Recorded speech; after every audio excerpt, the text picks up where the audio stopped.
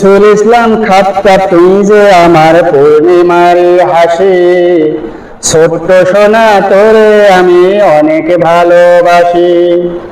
শহীদুল ইসলাম খাট্টা তুই যে আমার পূর্ণিমার হাসি, ছোট্ট সোনা তোরে আমি অনেক ভালোবাসি।